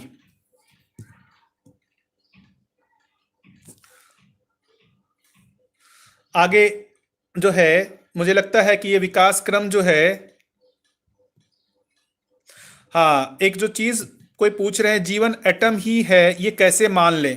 बिल्कुल भैया जी, ये जो है मानने की बात नहीं है, ये हम सब लोगों को अनुभव करना ही पड़ेगा कि जीवन जो है वो एक गठनपूर्ण परमाणु है। ये देखेंगे तो पूरे अभी तक जो मैं समझता हूँ कि पूरे मानव जाति में जो इतना रहस्य बना रहा कि आत्मा और ये सब की बात तो होती रही, लेकिन उसके सही स्वरूप की जो है पहचान नहीं होने के कारण वो एक रहस्य जैसा बना ही रहा। क्योंकि वो मूल स्वरूप में आत्मा है क्या, किसी ने जो है आत्मा को व्यापक बना दिया, किसी ने जो है कुछ और बना दिया, उसके मूल स्वरूप की पहचान नहीं हो पाई। बाबा जी ने इसको पहचाना कि जो है वो जो है वो भी एक गठनपूर्ण परमाणु ही है। तो ये गठन पूर्णता की जो जो पहचान हुई है, ये तो मुझे यही लगता है कि ये अनुभव क्रिया ही है। अभी तो हमारे को ये मान के ही चलना पड़ेगा कि गठनपूर्ण परमाणु जैसा ही मतलब कोई चीज है जिसको बाबा जी जीवन कह रहे हैं। हालांकि ये अभी तक जो है मेरे अनुभव में तो नहीं आया है। तो मैं आपको भी यही कहूँगा कि ये जो है एक जिस तरीके से हाइपोथेसिस है उस रूप में इसको ले सकते हैं और इस पे शोध कार्य कर सकते हैं। और यदि आपको भी अनुभव होगा तो पता चलेगा ही कि ये भी जो है गठनपूर्ण परमाणु ही है। और या फिर इससे कुछ अलग अलग अनुभव होता है तो आप उसको प्रस्तुत करेंगे आगे भविष्य में। हाँ, जीवन तो एनर्जी है ना, जीवन तो एनर्जी है ना। देखिए किस एनर्जी की बात करें, एनर्जी का जो है वो क्रिया रूप में ही दिखता है।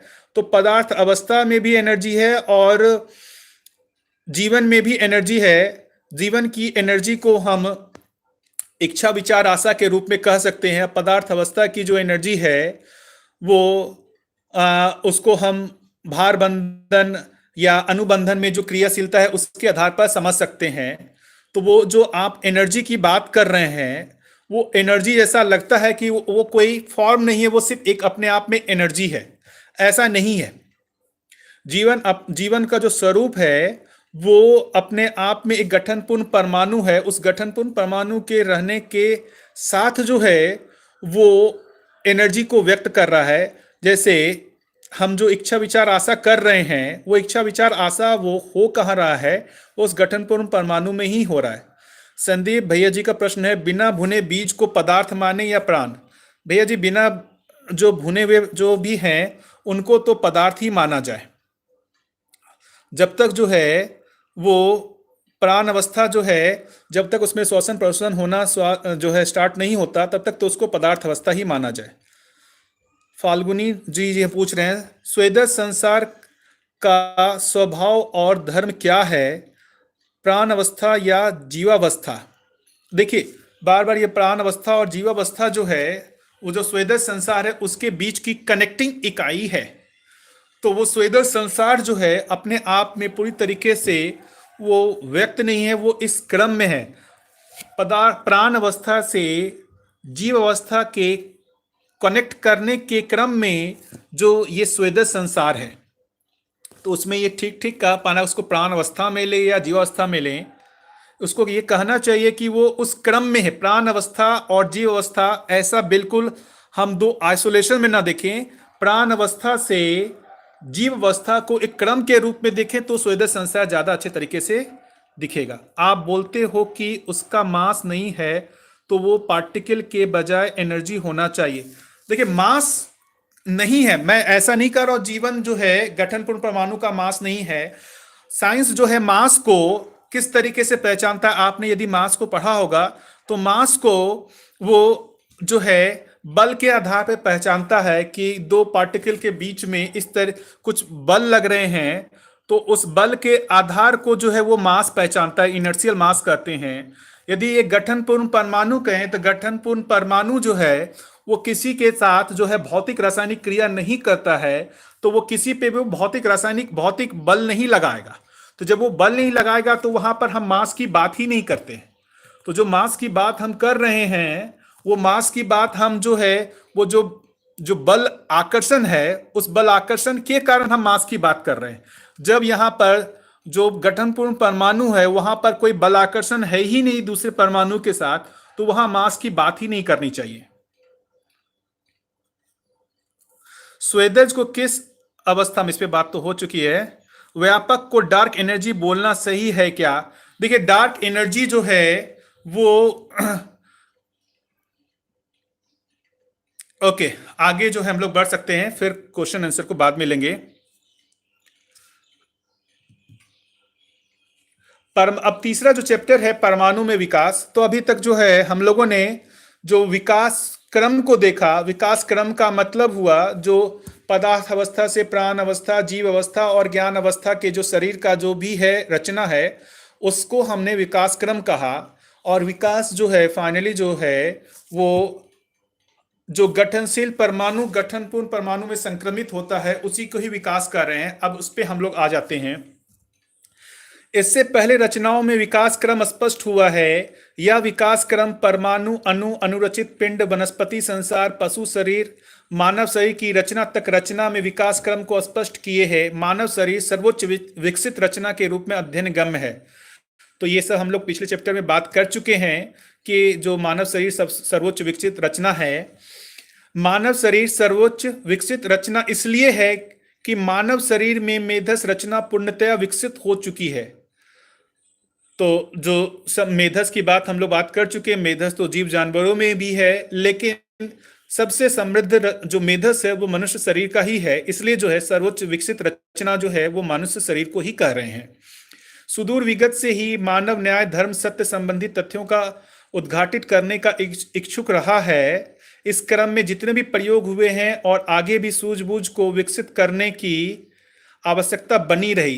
प्रयासों के क्रम में आदर्शवादी, भौतिकवादी सूझबूझ प्रयोग में आई। फल परिणाम मानव कुल में आकलित हो चुका है।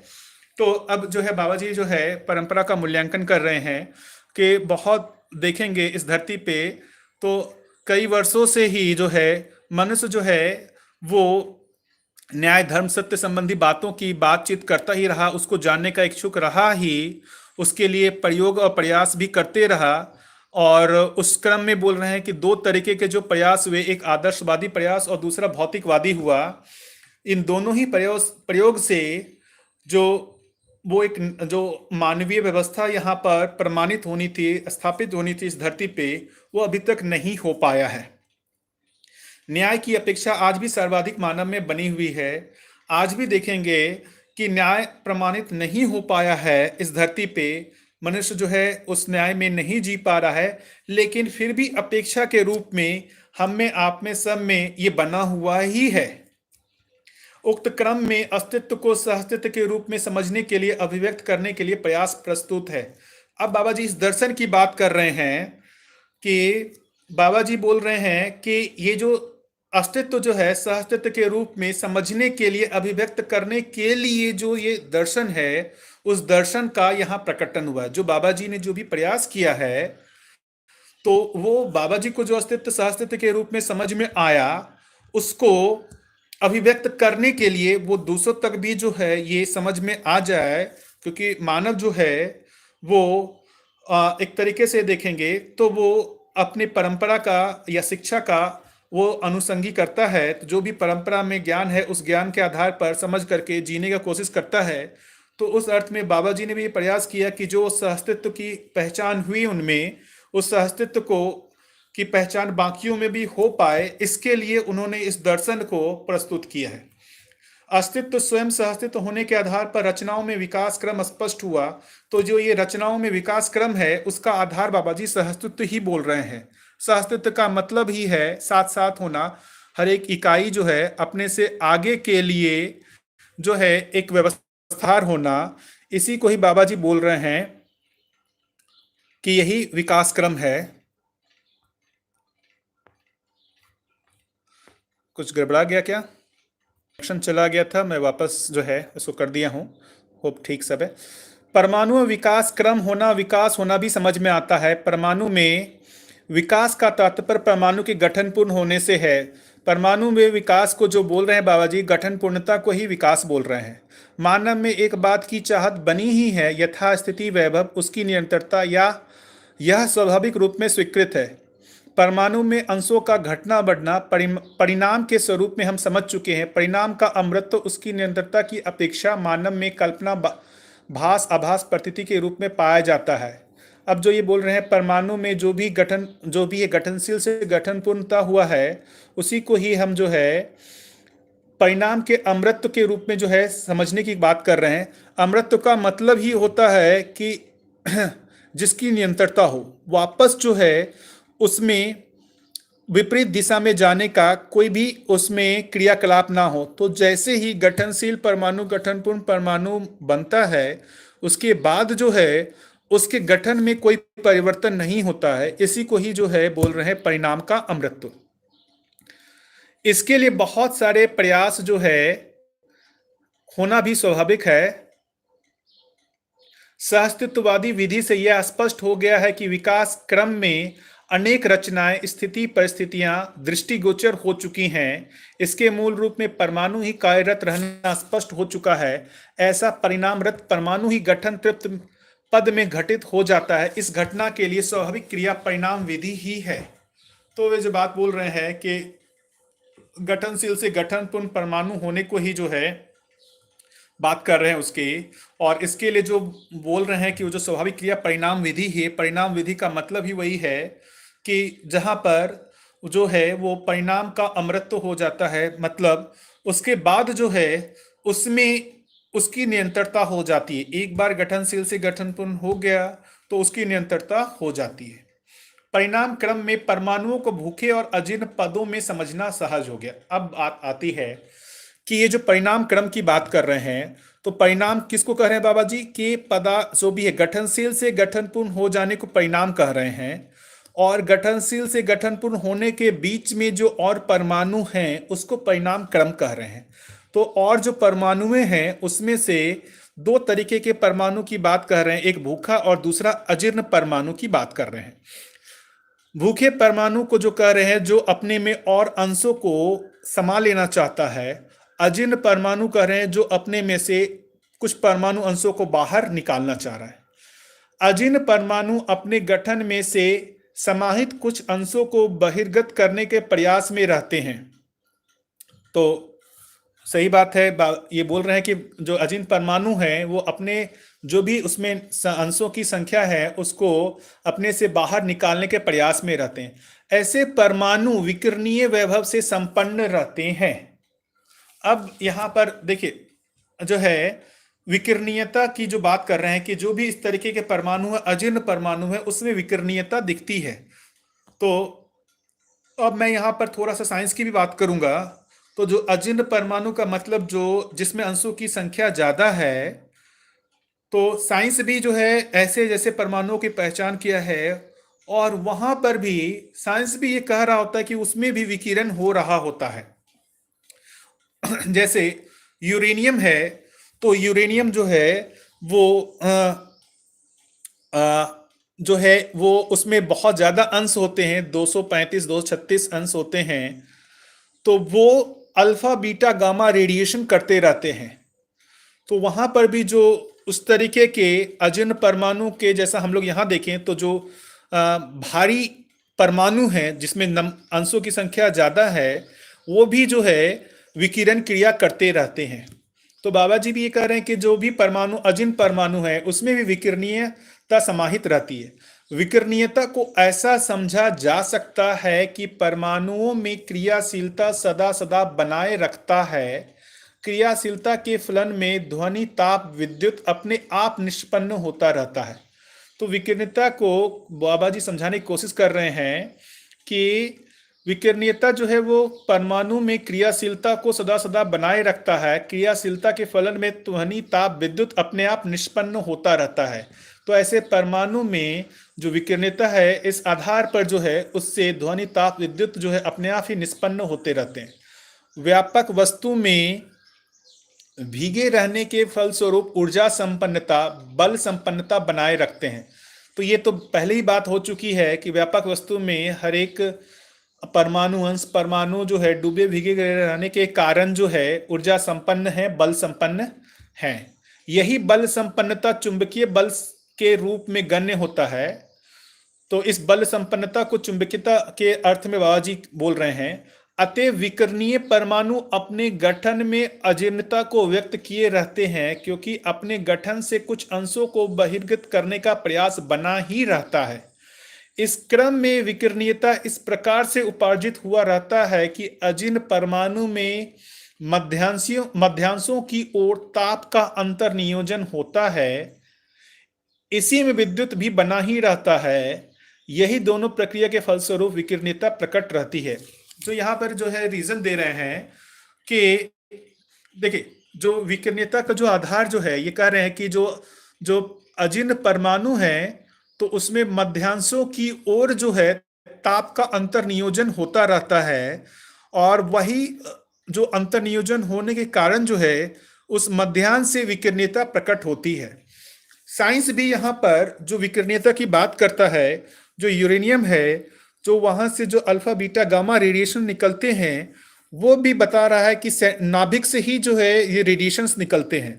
तो जो रेडिएशंस भी हो रहे हैं, साइंस भी जो है वो रेडिएशन को नाभिक से ही पहचान रहा है कि वहीं से ये रेडिएशन निकल रहे हैं। उसी की बात बाबा जी भी कर रहे हैं कि ये जो विकिरणीयता है वो अजिन परमाणुओं में मध्यांशों की ओर ताप का अंतर नियोजन होता है। तो जो मध्यांश है उसकी ओर जो है ताप का अंतर नियोजन होता है, और इसी के फलन में विकिरणीयता प्रकट होती है।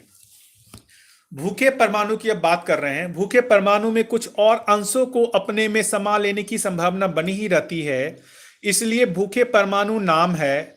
परमाणुओं में अजीर्ण और भूखा होना तृप्त परमाणु के अर्थ में ही समझ में आता है। अब बात आ रही है कि भाई दो तरीके के जो परमाणु की बात कर रहे हैं, एक अजीर्ण परमाणु और दूसरा भूखा परमाणु। अजीर्ण जो अपने से परमाणु अंश को बहिर्गत करना चाहता है, और भूखा परमाणु जो अपने में परमाणु अंश को समा लेना चाहता है। ये दोनों ही तृप्त परमाणु के अर्थ में ही समझ में आता है। तो ये अजीर्ण और भूखा जो है इसका जो नामांकन भी वो तृप्त परमाणु के अर्थ में ही किया गया है। तो ये जो जो परमाणु में अंश का बहिर्गमन या उसमें अंशों का समाना ये तब तक चलता रहेगा जब तक वो गठन तृप्त नहीं हो जाता। तृप्त होने का मतलब गठन पूर्ण नहीं हो जाता। तो ऐसे गठन पूर्णता के अर्थ में ही हम भूखे और अजीर्ण परमाणु को हम पहचान सकते हैं। भाई ऐसा होता कि यदि कोई गठनशील परमाणु वो अपने जो गठनशील परमाणु के रूप में अनंत काल तक के लिए बना रहता, तब तो हम कहते कि वो भी तृप्त है। लेकिन ऐसा देखने को नहीं मिलता है। जो गठनशील परमाणु है वो कहीं ना कहीं अपने स्वरूप को बदलते हैं, उसमें अंशों का जो है घटना बढ़ना होता है। इस आधार पर ही जो है ये कहना बनता है कि वो तृप्त नहीं है। और उसके आधार पर दो तरीके के, जो अपने से अंशों को निकालना चाहते हैं उसको अजीर्ण, और जो अंशों को समा लेना चाहते हैं उसको भूखे परमाणु कह रहे हैं। ऐसा तृप्त परमाणु ही अर्थात अर्थात गठन तृप्त परमाणु ही जीवन पद में होना पाया जाता है। तो ये हम सब लोग जानते ही हैं कि ये जो गठनपूर्ण परमाणु है, इसी को ही जो है जीवन कहा है बाबा जी ने, कि जीवन जो है वो मूलतः गठनपूर्ण परमाणु ही है। फलस्वरूप गठनपूर्ण परमाणु में बल और शक्ति अक्षय हो जाते हैं। अब जो है ये अक्षय हो जाने की बात कर रहे हैं, बल और शक्ति अक्षय हो जाते हैं। अक्षय हो जाने का मतलब जो है, अक्षयता का तात्पर्य ही है कि कितना भी व्यक्त करें खर्च करें घटता ही नहीं है, कितना भी आशा विचार इच्छा प्रमाणों को व्यक्त करें घटता ही नहीं है और प्रखर होते रहते हैं, इसलिए अक्षय नाम दिया है। ऐसी अक्षयता को हर मानव अपने में परीक्षण पूर्वक पहचान सकता है। तो बाबा जी कह रहे हैं कि ये अब जो है ये जो गठनपूर्ण परमाणु है, इसमें जो है जो भी इसके क्रियाशीलता है वो कभी भी घटती नहीं है। आप जितना भी उसको क्रियाशील, जितना भी उसकी ऊर्जा को खर्च करें वो उतना और बना ही रहता है। जैसे जो है ये इसमें अब जो क्रिया हो रही है वो इच्छा विचार आशा की क्रिया हो रही है। अब जितना भी आप इच्छा विचार आशा करें, ऐसा नहीं है कि इससे जो है उस गठन पूर्ण परमाणु की ऊर्जा कम हो जाती है। मुझे याद है, मैं यहाँ पर एक चीज बताना चाहूंगा कि मैं जब शुरुआती दौर में बाबा जी से मिला था, उन्होंने मेरे को एक बात कहा था कि एक जो है शोध पत्र लिखने के लिए कि मनुष्य जो इतना भी आहार लेता है उस उस आहार से जो भी उसको ऊर्जा मिलती है उससे ज्यादा ऊर्जा वो खर्च करता है प्रतिदिन जो भी वो कार्य करता है। तो इसके मूल में जो वो ऊर्जा है वो जीवन से निष्पन्न होती है। ये जो है इसको जो भी है जो साइंस विधि या जो भी है उसमें वो मैथमेटिकल कैलकुलेशन की बात मेरे को कही थी कि इसको जो है तुम पूरा चार्ट बना के सारा कुछ करो। हालांकि मैंने उस काम को नहीं किया क्योंकि उस समय मेरा वो इंटरेस्ट नहीं था, लेकिन जो है वो वहां पर भी जो बाबा जी कह रहे थे कि जो जीवन है उसमें अक्षय बल शक्ति संपन्न रहता है, तो वो एक तो उसकी इच्छा विचार आशा के रूप में भी व्यक्त होता है और शरीर चलाने के क्रम में भी जो है ऐसी ऊर्जा को वो व्यक्त करता रहता है। मानव ही अस्तित्व में एक इकाई है जो स्वयं का भी अध्ययन कर सकता है और संपूर्ण का भी अध्ययन कर सकता है। अब जो इस देखेंगे, जो बाबा जी ने जो है पदार्थ अवस्था, प्राण अवस्था, जीव अवस्था और ज्ञान अवस्था कहा, तो ज्ञान अवस्था जो है उसमें जो है मनुष्य को ही रखा है। हालांकि देखेंगे तो जीव जानवर भी जो है वो भी जो है जीवन और शरीर के संयुक्त रूप में है, मनुष्य भी जो है जीवन और शरीर के संयुक्त रूप में है, लेकिन जीव जानवरों को उन्होंने ज्ञान अवस्था में नहीं रखा है क्योंकि उनका जो है सिर्फ पहचाना निर्वाह करना तक ही निश्चित रहता है। मनुष्य में ही जानना मानना का क्रिया होता है। तो इस पूरे अस्तित्व में मनुष्य ही है जो अध्ययन कर सकता है स्वयं का भी और पूर्ण अस्तित्व का। इसी महिमा बस मानव अपने पद प्रतिष्ठा के रूप में ज्ञानावस्था में होना स्पष्ट किया जा चुका है। हर नर नारी ज्ञानावस्था में समान वैभव है, यही परस्पर समानता का सूत्र है। इस सूत्र को भुलावा देना ही भ्रम का द्योतक है। अब जो बोल रहे हैं हर नर नारी ज्ञानावस्था में समान वैभव है, वो जीवन के रूप में कह रहे हैं। हर नर नारी देखेंगे तो उसमें शरीर रचना की भिन्नता है लेकिन जीवन में कोई भिन्नता नहीं है। इस अर्थ में दोनों ही ज्ञान अवस्था की इकाई है। नर और नारी दोनों को ही ज्ञान अवस्था में रखा है। ऐसा नहीं है कि जो है नर ही सिर्फ जो है ज्ञान अवस्था की इकाई है या नारी ही सिर्फ ज्ञान अवस्था की इकाई। नर नारी को संयुक्त रूप में मानव का है और दोनों मिलकर के ही ज्ञान अवस्था की इकाई हैं। और इस सूत्र को भुलावा देना ही भ्रम का द्योतक है। देखिए इसमें बाबा जी ने हर बार जो है नर नारी में असमानता जो है उसकी बात की है। उसका मूल कारण परंपरा में यही रहा कि जो है ज्ञान का अधिकार जो है ऐसा माना गया कि मन जो है नर को ही है, नारी को ज्ञान का अधिकार नहीं है। उसकी बात जो है बाबा जी बार बार उसको बोल रहे हैं कि वो गलत है। ये जो असमानता परंपरा में रही ये गलत है क्योंकि आप जो है दोनों को ही देखेंगे तो दोनों ही ज्ञान अवस्था की इकाई है, दोनों में ही समानता है। इस अर्थ में जो है यदि हम इस तरीके की भुलावे में रहते हैं इसी को ही हम भ्रम कहते हैं। इस प्रकार जीवन अपने में एक गठनपूर्ण परमाणु के रूप में होना और चैतन्य क्रियाकलाप के रूप में होना तथा मानव शरीर द्वारा मानव परंपरा में प्रमाणित होना सुस्पष्ट है। इस प्रकार जीवन अपने में गठनपूर्ण परमाणु के रूप में होना और चैतन्य क्रियाकलाप के रूप में होना। गठनपूर्ण परमाणु की जो क्रियाशील जो क्रिया है उसी को ही चैतन्य क्रिया कहते हैं। गठनशील परमाणु की जो क्रिया है उसको भौतिक रासायनिक क्रिया कहते हैं और गठनपूर्ण परमाणु की जो क्रिया है उसको चैतन्य क्रिया कहते हैं। चैतन्य क्रिया का मतलब जो है हम समझ सकते हैं, जो इच्छा विचार आशा है, जो कल्पनाशीलता है, इसको ही हम जो है चैतन्य क्रिया कर रहे हैं। किसी गठनशील परमाणु में ये इच्छा विचार आशा आपको व्यक्त होता हुआ नहीं दिखेगा। वहां पर सिर्फ जो है भौतिक रासायनिक क्रिया ही देखने को मिलता है, जबकि गठनपूर्ण परमाणु में ऐसा कुछ भी भौतिक रासायनिक क्रिया देखने को नहीं मिलता। उसमें सिर्फ और सिर्फ जो है चैतन्य क्रिया ही देखने को मिलता है और वो चैतन्य क्रिया जो है वो मानव शरीर के द्वारा ही परंपरा में प्रमाणित होता है। तो ये जो चैतन्य क्रिया है वो प्रकट जो हो रहा है वो मानव शरीर के द्वारा ही परंपरा में प्रमाणित होता है। तो वो जीवन जो है वो उसमें मनुष्य शरीर की आवश्यकता इसलिए है क्योंकि वो परंपरा में इसके माध्यम से ही व्यक्त हो सकता है। इस वैभव प्रतिष्ठा को बनाए रखने में हर मानव को आश्वस्त होने विश्वस्त होने की मूल आवश्यकता के रूप में अध्ययन करने, समझने और इसे प्रमाणित करने के कार्य में प्रवृत्तियां प्रवर्तित हैं। इस प्रकार परमाणु में विकास का मंजिल गठनपूर्ण पद ही है।